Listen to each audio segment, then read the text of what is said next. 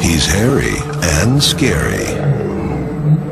Mongolians call him Almas. Russians, Almastay. Others know him as the Wild Man. He's not as famous as Bigfoot or the Yeti, but he may be something they're not. A living, breathing Neanderthal. Is it possible that Paleolithic people still walk this planet? Some Almas seekers are trekking to the ends of the earth in search of an Almas hide or a hair. Have you got an Almas skin here? Many eyewitnesses are convinced the Almas lives. He lowered like this, very fast, and disappeared. I can't say that I felt any animosity from him. If it's not found soon, it could die out. Yet, top anthropologists are skeptical of its existence. I don't think people are going to find a walking, living, breathing Neanderthal. If Neanderthals were still alive, we would find skeletal evidence of it. A lot. Only DNA analysis can reveal whether some evidence is real or rubbish. Examine the evidence with Neanderthal experts and true believers as we go in search of a relic from the past, the last living Neanderthal.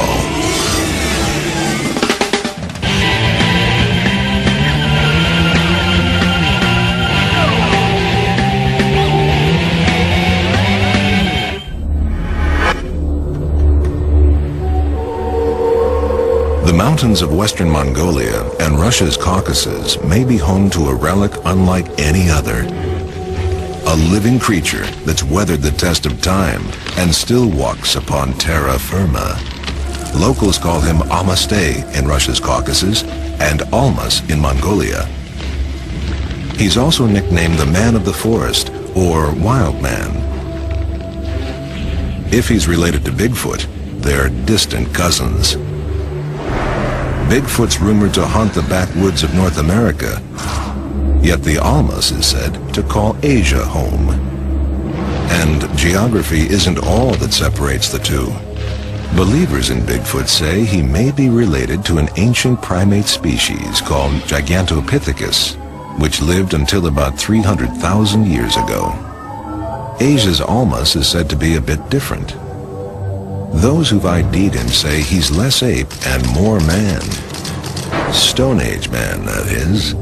In fact, many theorize that Asia's Almas might just be a relic Neanderthal. A relic Neanderthal is thought to be a member of a small Neanderthal population that survived for generations. And believers in the Almas claim to have the evidence that may prove this relic creature still lives. Bones, hair samples, and footprints. Science books say Neanderthals officially kicked the bucket around 30,000 years ago. But what if this wasn't true? What if Neanderthals or others like them, such as the Almas, never went extinct? Is it possible that a few stragglers survived and are still eking out an existence in Mongolia and Russia?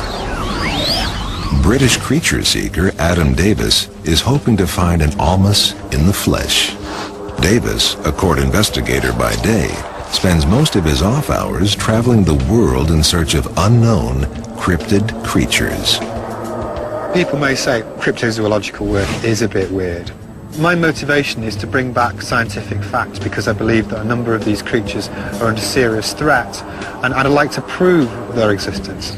He's launched previous expeditions to find Scotland's Loch Ness Monster, Sumatra's Orang Pendek, the Congo's dragon, and Mongolia's death worm. So far, he's 0 for 4, but has come back to Mongolia to take a stab at finding the Wild Man. I believe the Almas is a real creature, but it's in serious decline. I think there's very few of them in the very high mountain ranges around western Mongolia. In the last 2 days, Davis has flown over 4,000 miles from Manchester to the tiny outpost of Hovd, Mongolia. He's on a mission to find the Almas before time runs out. Adam's guide and friend Bilge will help him on his search. A grand adventure lies ahead. Adam and Bilge set off into the steppes to begin their quest, determined to succeed. Look, a lot of people will watch something like this and think, why is he bothering, yeah? Why doesn't he go back to his day job? But I firmly believe that in some very remote places in the world, there are a number of unique creatures who are in serious environmental danger. Out on the plains, a group of nomadic horsemen bump into a Brit on the prowl for a primitive man. My name's Adam Davis and I'm from England, and I'm really pleased to meet you guys. Those are beautiful horses. I've got some pictures here, yeah? I want to show the pictures. Have you seen this creature? Has he ever seen this creature? Have you ever seen the creature? No. What about you guys? Have you heard any stories about the Almas?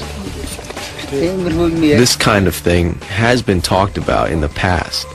Do you think it's a real creature? I think it probably used to exist, but I'm not sure it does now. Now, if you were me and you were tracking this creature, where would you go? The men give him some Almas hunting advice. You should go to the mountains. So it lives in the mountains over there? Steered toward the hills, Adam hopes to make the find of the century. Okay, guys. Thank you very much. Adam may be off on a wild goose chase, but the fact is, these wildman rumors have more than one eyewitness to back them up. Today, journalist Nina Grinyova finds peace in the forest, but 20 years ago, on an enchanted evening, Nina met a mysterious stranger.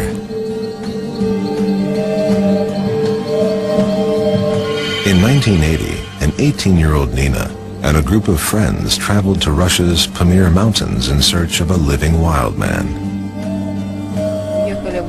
We traveled to the area where it was thought this creature was living, the snowman, or a relict hominoid. But amongst ourselves, we called him Gosha. One night, feeling brave, Nina went into the forest in search of the creature all by herself. All of a sudden, to the left of me, I heard someone banging two stones together. It was believed that it was the way Gosha played around. I turned around.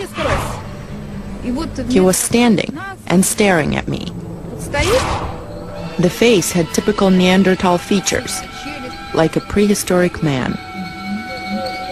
He wasn't the teen heartthrob, but Nina was awestruck. I can't say that I felt any animosity from him, but all my feelings just atrophied. Next, Nina thought she'd draw him in closer, using what she believed would be the ultimate Almas attractor. We were looking into each other's eyes, and then, for some reason, I took this squeaky toy out of my pocket. I heard of hunters trying to attract ducks, so I thought these sounds might be familiar to him, and they would attract him. Sadly, her instincts were off. I instinctively squeezed it, and that's when he turned around and headed down the hill. Nina was left behind, with nothing but a squeaky toy, and her heart overflowing with emotion. So many years passed, but I still have these very strong feelings. I get so nostalgic. I dream about the Pamir Mountains. I dream about Gosha. So much for the close encounter. As every investigator knows, eyewitness testimony can be unreliable. What we need is physical evidence. And there's one place we may be able to find it. Moscow, Russia. Igor Bortsev is convinced that wild men still roam the planet.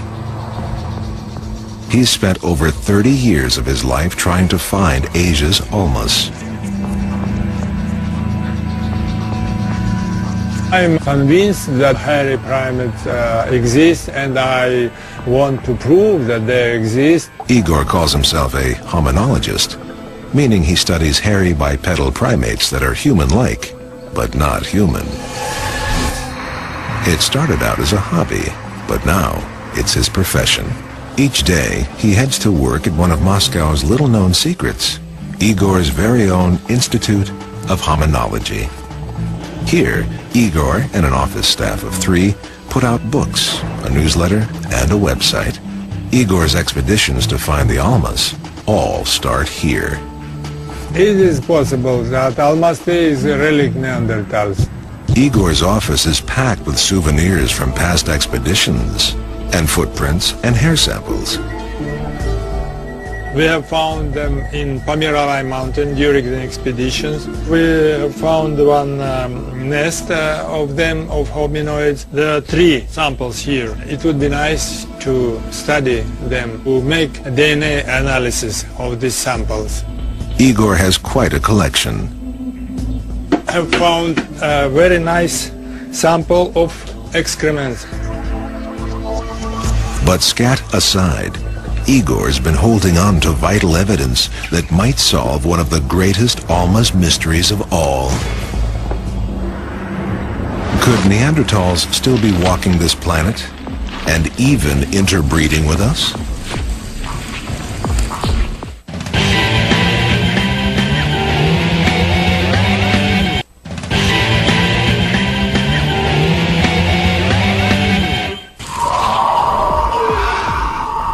Strange tales about hairy creatures run rampant across Europe and Asia. In Europe, images of wild men called woodwoses appear on medieval crests and manuscripts. Further into Asia, legends about other hairy creatures emerge. In Nepal, locals speak of a beast called the Yeti. This mysterious snowman caught the attention of Sir Edmund Hillary, one of history's most famous mountaineers. Hey, Timbo! Ah! Oh, what's that? Yeti. Yeti. Yeti. Aha. In 1953, Hillary and Tenzing Norgay were the first to summit Nepal's Mount Everest. And on their way to the top, they spotted large footprints in the snow.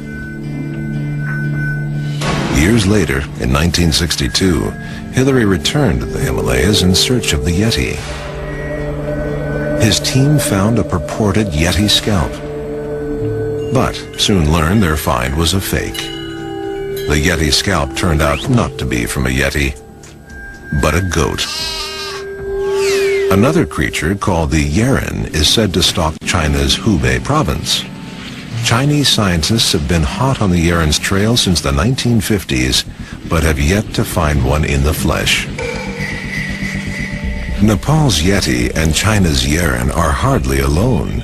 America's got Bigfoot, Australia's got the Yowie, and Sumatra's got the orang pendek. All are thought to be more ape than man. But the Almas is a wild man with a difference. He's supposed to be a bit more human than ape, and more like our cousin the Neanderthal, perhaps not extinct after all. So, exactly what do we know about Neanderthals?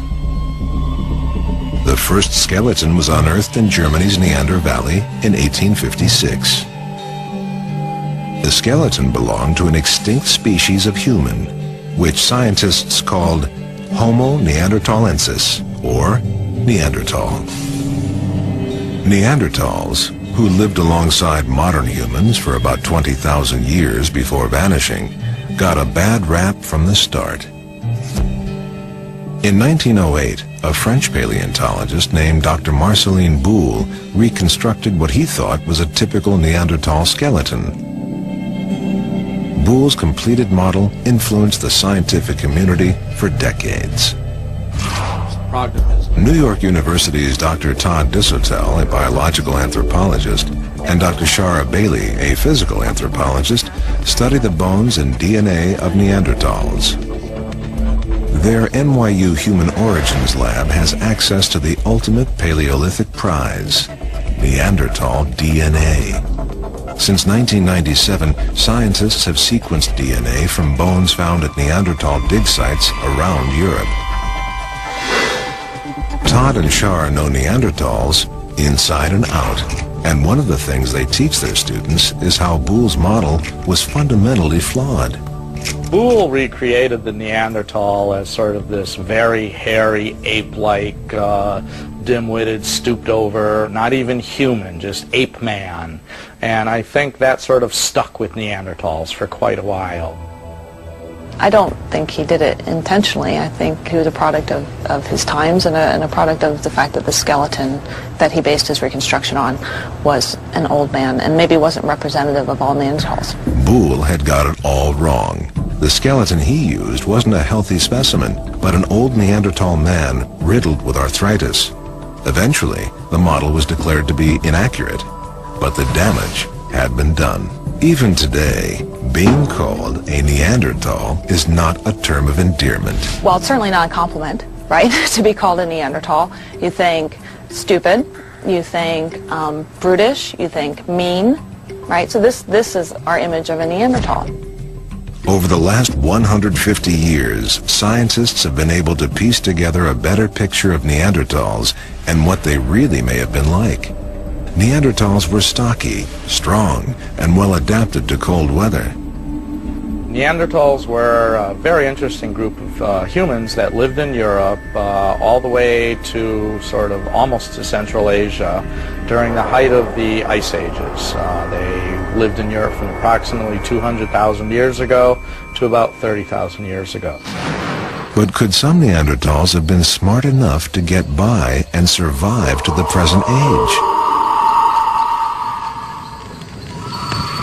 In Mongolia, stories about the Almas echo from the past and ripple into the present. But finding evidence is another matter.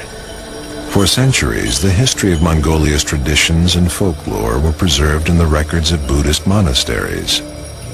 It is here that we get a glimpse of a world where the Almas was fact and not fiction. In 1937, a Mongolian scientist reported that Buddhist monks were using an Alma's skin in sacred rituals. And an ancient Buddhist medical text recommends consuming Alma's meat to cure mental disease and jaundice. There's just one problem. Much of this history was destroyed forever. Communism swept across Mongolia in 1921 and cut it off from the world. Stalin's brutal purges further tormented the country and hit the monasteries especially hard. Thousands of temples were burned to the ground, and over 10,000 monks were executed. But Buddhism survived among this resilient people, even if many of the monasteries did not. Today, throughout Mongolia, the faithful worship regularly. Today, throughout Mongolia, the faithful worship regularly. In this case, at a former pool hall. Adam's here in search of an Alma's skin and some advice.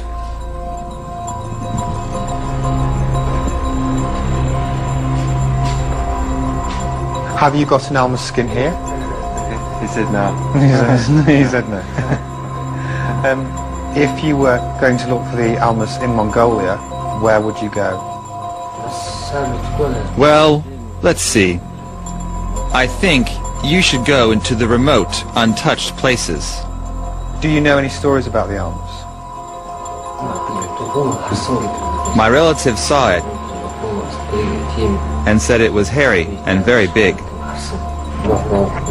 Obviously there's been a lot of talk about an Alma's skin, but I'd love to have that bit. I think it was unrealistic to expect to just walk in here and find it hanging on the wall, you know. But you've got to ask, because if you don't ask, you don't get.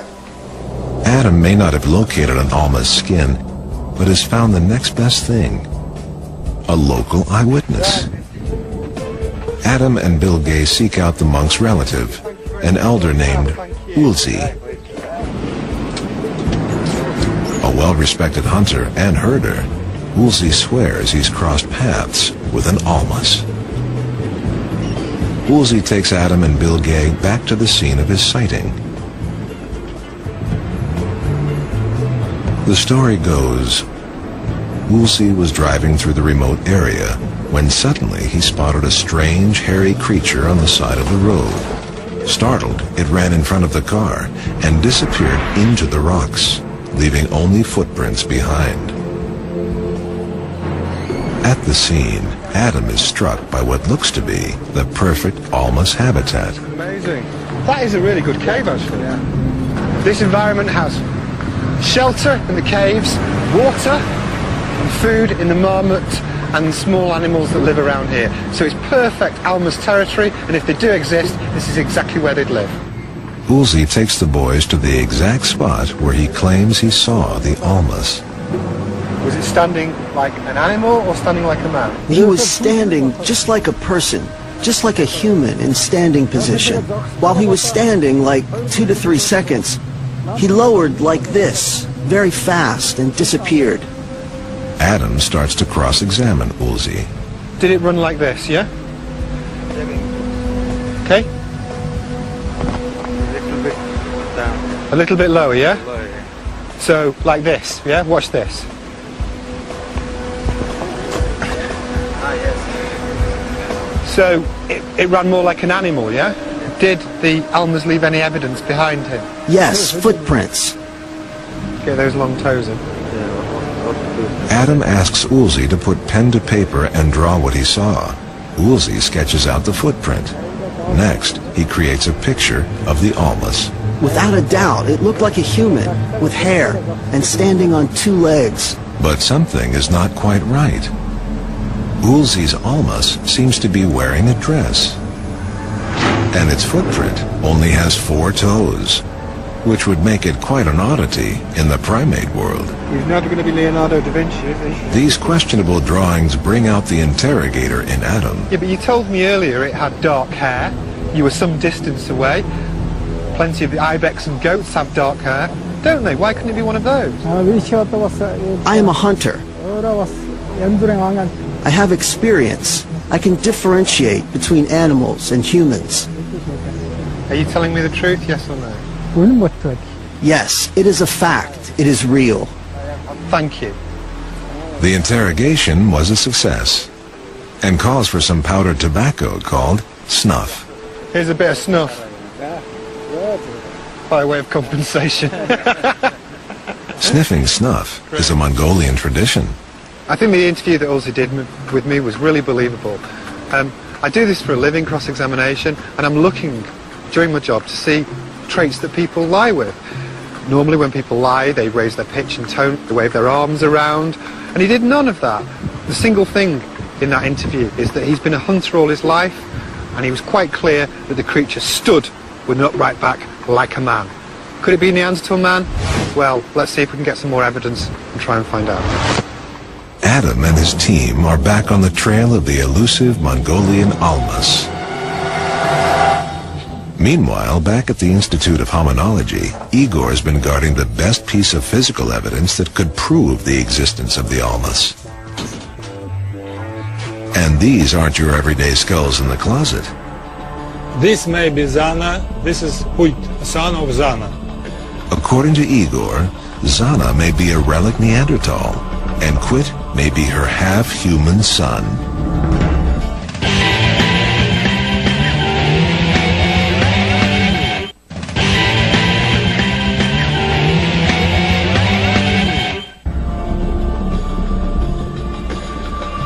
These skulls have one heck of a story. They both may be related to Neanderthals and each other. One of the skulls is rumored to belong to a woman named Zana. The story of Zana is one of the most famous and hotly debated almas cases on record. According to local legends and cryptozoological reports, Zana may have been an almas that lived during the mid-19th century. Igor slips into Russian to tell us Zana's story. The story goes, in southern Russia in 1850, hunters stumbled upon something weird in the forest. A strange, hairy wild woman. They threw a net over her and dragged her back to the village of Tina, where locals gave her a welcome befitting any wild woman of the day. They tossed her into a cage. According to local lore, Zana was less than thrilled with the trappings of village life. The villagers tried to dress her, but Zana was an unwilling model, and they made her cooked meals, but she refused them, preferring raw food instead. Over time, locals tried to teach her simple tasks, but Zana was only able to master basic skills. Eventually, it's rumored that Zana did find some unscrupulous admirers in town and had several children. Quit was one of her sons. Igor's convinced that Zana may be the real deal, a relic Neanderthal. And Quit may be a hybrid, a possible cross between a human and a Neanderthal.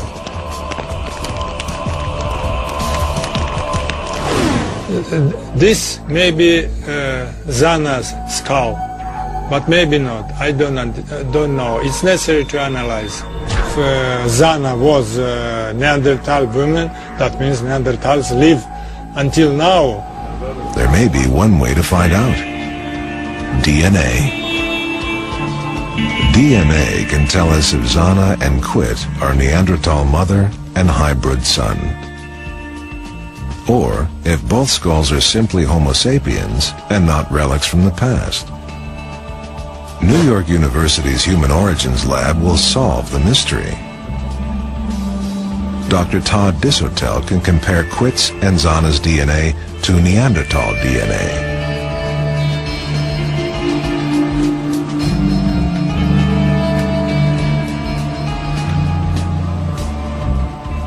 And Dr. Shara Bailey can closely examine the two skulls and reveal details DNA cannot.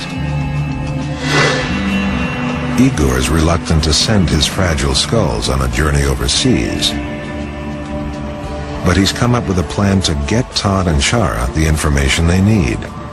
Igor heads to the doctor's office. First up, a CT scan to get Shara 360-degree images of both skulls.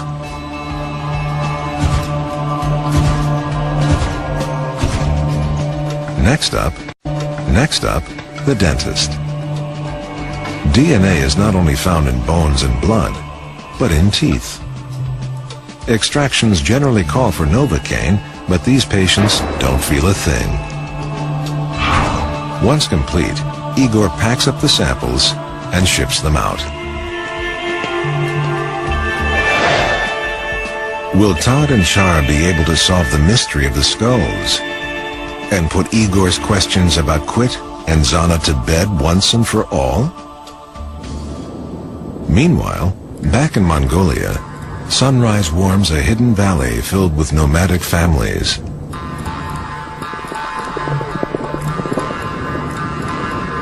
Almas hunter Adam Davis goes house to house, or ger to ger in this case, in search of clues. A foreigner in these remote parts is about as rare as the Almas itself. How would he feel, yeah, if one of these was walking past his ger? I would be surprised. Adam is offered a bowl of warm, milky tea at every house he enters. You know, there's only so many dairy products I can eat. Hi.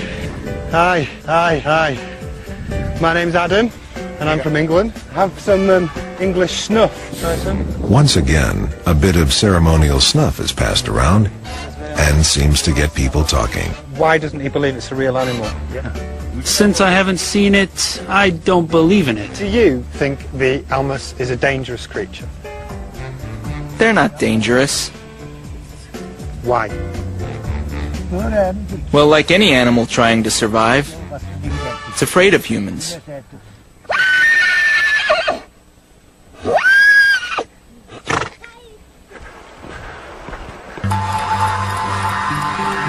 Finally, Adam knocks on the right door. An elder nomad knows what he's looking for and where to go find it. People say that an Almas lives in a cave nearby. Does he know where the cave is? Everybody around here knows the location of the cave. Everyone knows.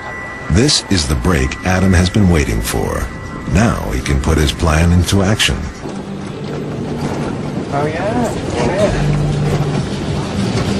The reputed Almas Cave is straight ahead, but is there a living Neanderthal lurking inside?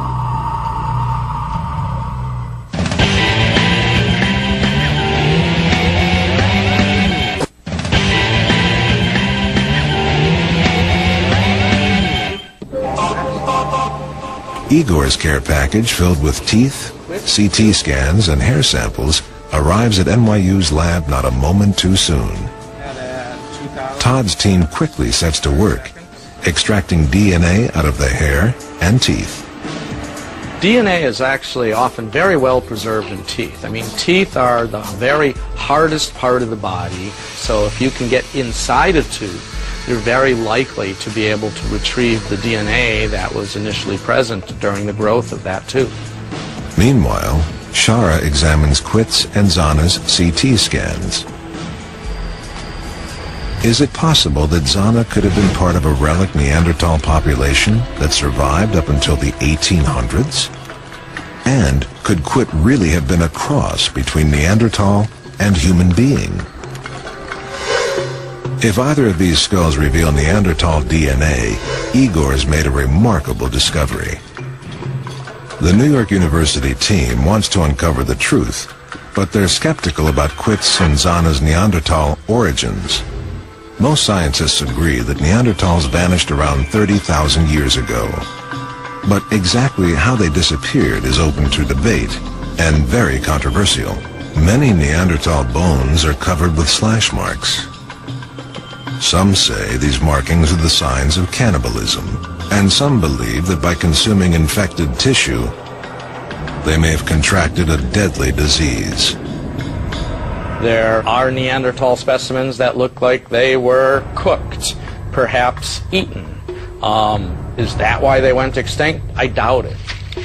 Others say competition over food and territory sparked a war between modern humans and Neanderthals. Still another theory proposes that drastic changes in environment caused Neanderthal populations to crash. I think the best hypothesis we have going for us right now for the extinction of Neanderthals is the marked climatic changes we see around 30,000 years ago, combined with competition with incoming modern humans. I think basically the Neanderthals disappeared because the new group of modern people coming in, probably with a slightly more sophisticated culture, outcompeted them. For decades, some scientists speculated that modern humans caused Neanderthals' extinction by breeding with them. In the scientific community, the issue of Neanderthal and human interbreeding is a hot one. Humans are just not that discriminating. I don't think that, I mean, if they met, they, certainly would have interbred. But that doesn't mean that they were the same species. Neanderthals and humans overlapped in time for actually many thousands of years in different regions of the Middle East and Europe. Did Neanderthals and modern humans have sex? Almost certainly. I mean, that just seems extremely likely. Did they produce offspring? Maybe, probably not. Did they produce fertile, viable hybrid offspring that then had offspring themselves? I think not. Although the scientists are skeptical, Adam Davis is not. He continues to charge onwards and upwards. Bilge, after we get round this ridge, we're going to have to be really careful, because if it smells us, it's going to run away. The rumored Almas Cave lies at the top of this ridge.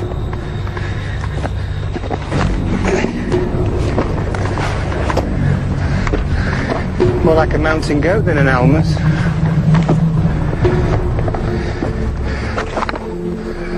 What I'm doing now is approaching the cave of the Almas. It's really important when you approach the lair of an animal that it doesn't smell you and you don't spook it. So I'll be as quiet as I can.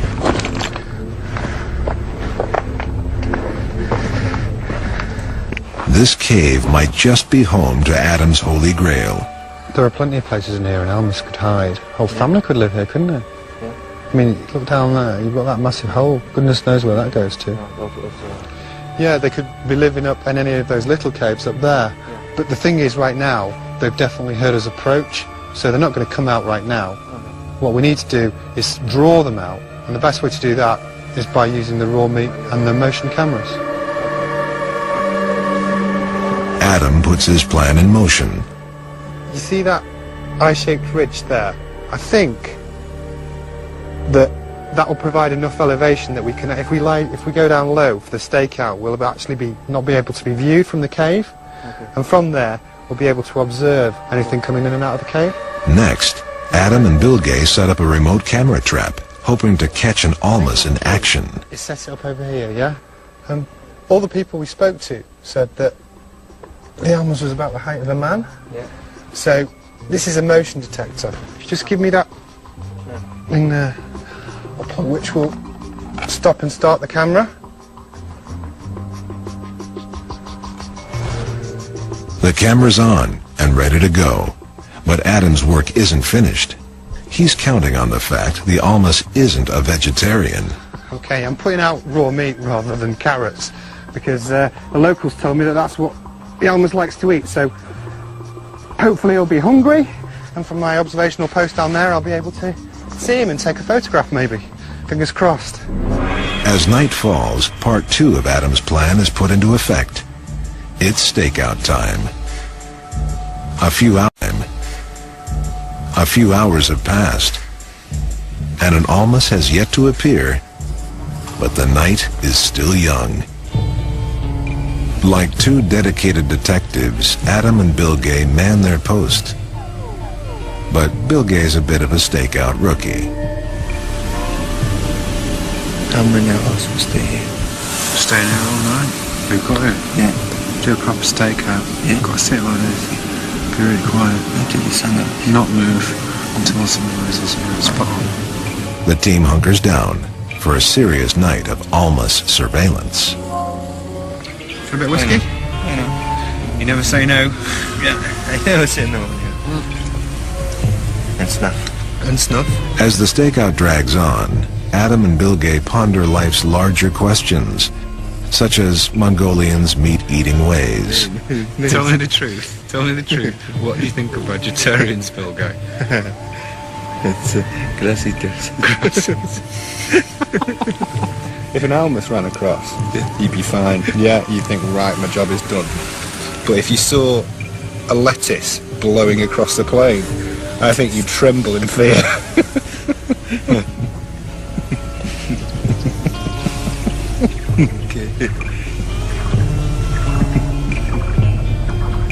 As dawn draws near, Adam and Bill Gay's enthusiasm winds down. Adam continues to keep watch, but Bill Gay seems to have made other plans with the insides of his eyelids. Will Adam and Bill Gay be able to survive the night and capture a shot of an Almas? Can Todd and Shara uncover the truth behind Zana's and Quit's origins? And will it be good news or bad for Igor?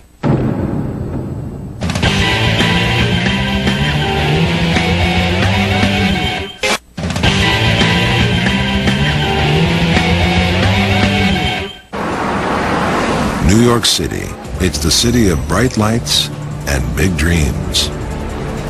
Igor has traveled all the way to the Big Apple to hear the results from the New York University team face to face and discover if Zana's and Quit's alleged Neanderthal roots are fact or fiction. Could his hopes and dreams be shattered, or will he get the surprise of a lifetime? Come on, Bill Gay. You've not turned up. In Mongolia, sunlight rouses Adam and Bill Gay from an uneventful night. Their only hope now lies with the motion camera. I think it's fair to say the stakeout was a bit of a flop. So what we're going to do now is go up to the cave and see if we've got anything on the infrared. Not too optimistic though, I didn't see much movement.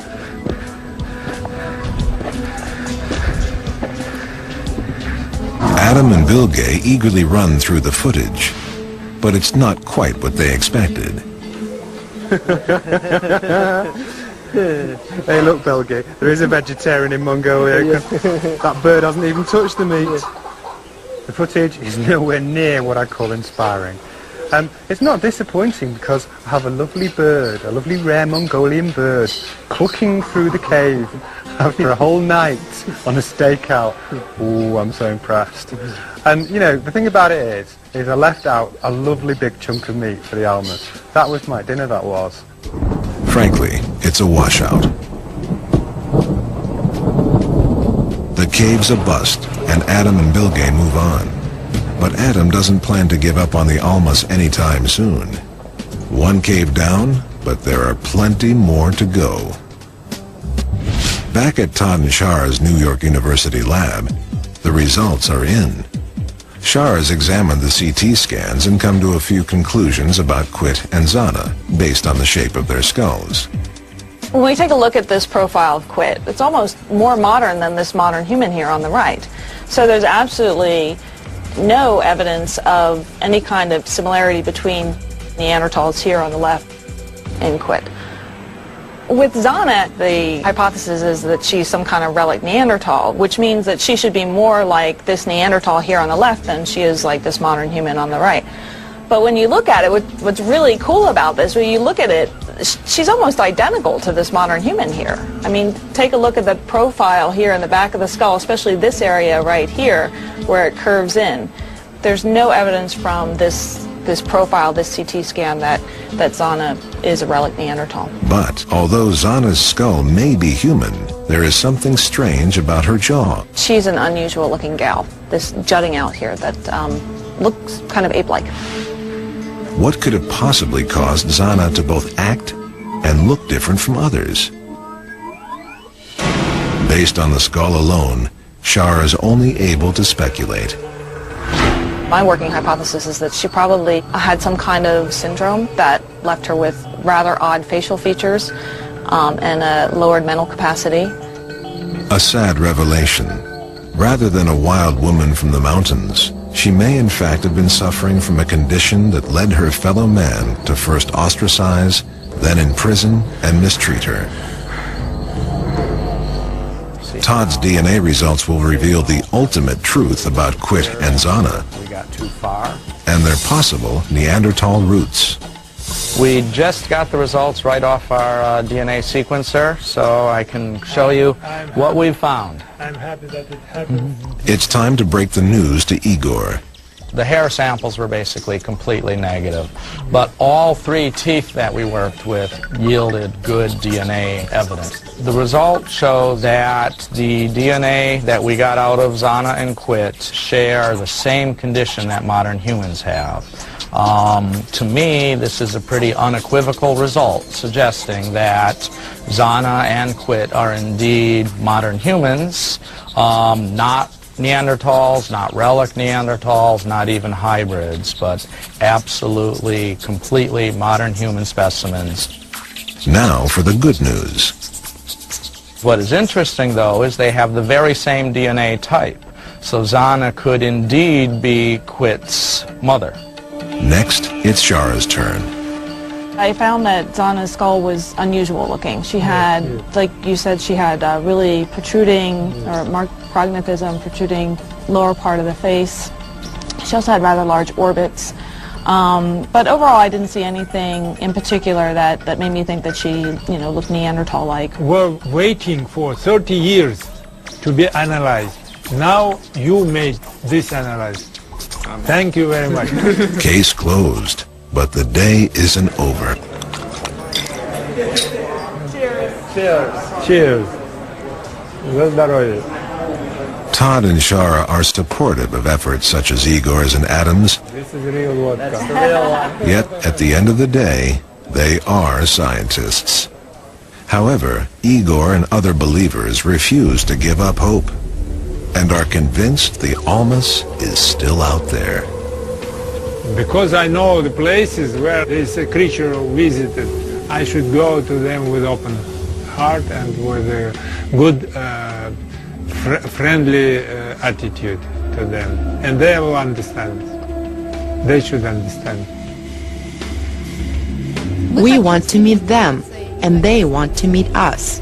This meeting will take place sometime very soon. If you believe in something, it will happen. I think it's very important for the Almas to be found because it's in a very remote area of Mongolia. If it's not found soon, it could die out. And if it dies out, we could have lost something that's a very important part of our own heritage. But Todd and Shara aren't going to be easily swayed. If Neanderthals were still alive, we would find skeletal evidence of it. A lot.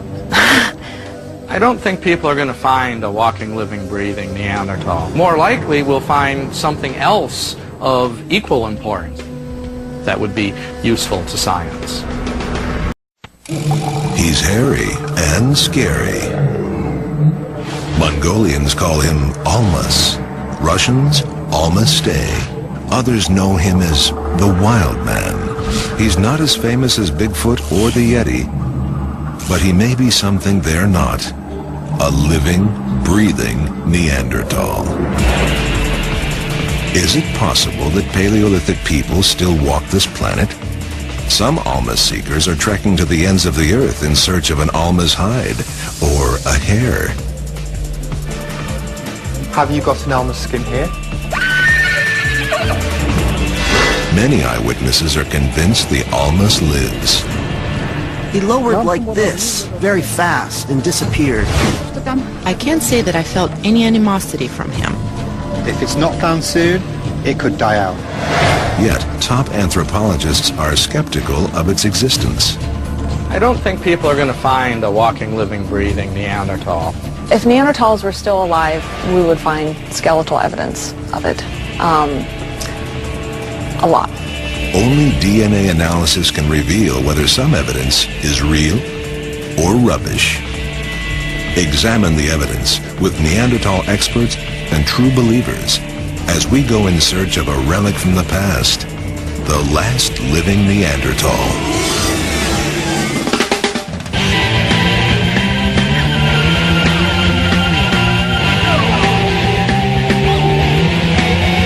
Officially kicked the bucket around 30,000 years ago.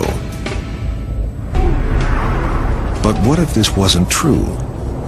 What if Neanderthals or others like them, such as the Almas, never went extinct?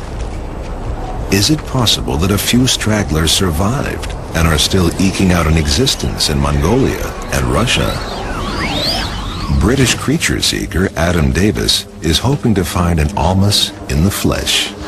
Davis, a court investigator by day, spends most of his off hours traveling the world in search of unknown cryptid creatures. People may say cryptozoological work is a bit weird. My motivation is to bring back scientific facts because I believe that a number of these creatures are under serious threat, and I'd like to prove their existence. He's launched previous expeditions to find Scotland's Loch Ness Monster, Sumatra's orang pendek, the Congo's dragon, and Mongolia's death worm. So far, he's 0 for 4, but has come back to Mongolia to take a stab at finding the Wild Man. I believe the Almas is a real creature, but it's in serious decline. I think there's very few of them in the very high mountain ranges around western Mongolia. In the last 2 days, Davis has flown over 4,000 miles from Manchester to the tiny outpost of Hovd, Mongolia. He's on a mission to find the Almas before time runs out. Thank you very much. Adam may be off on a wild goose chase, but the fact is, these wild men rumors have more than one eyewitness to back them up. Today, journalist Nina Grinyova finds peace in the forest. But 20 years ago, on an enchanted evening, Nina met a mysterious stranger.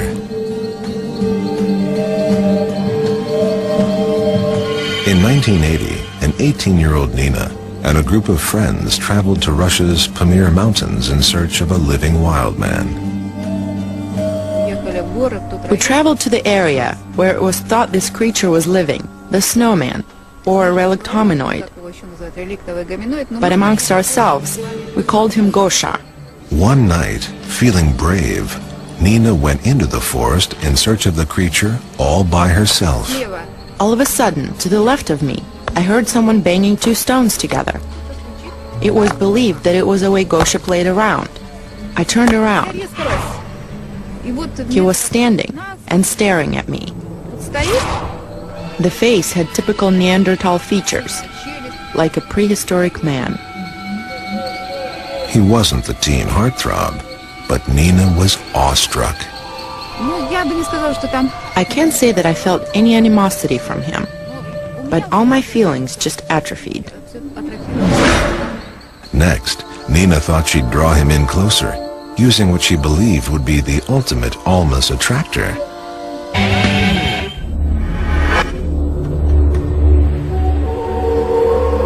The mountains of western Mongolia and Russia's Caucasus may be home to a relic unlike any other.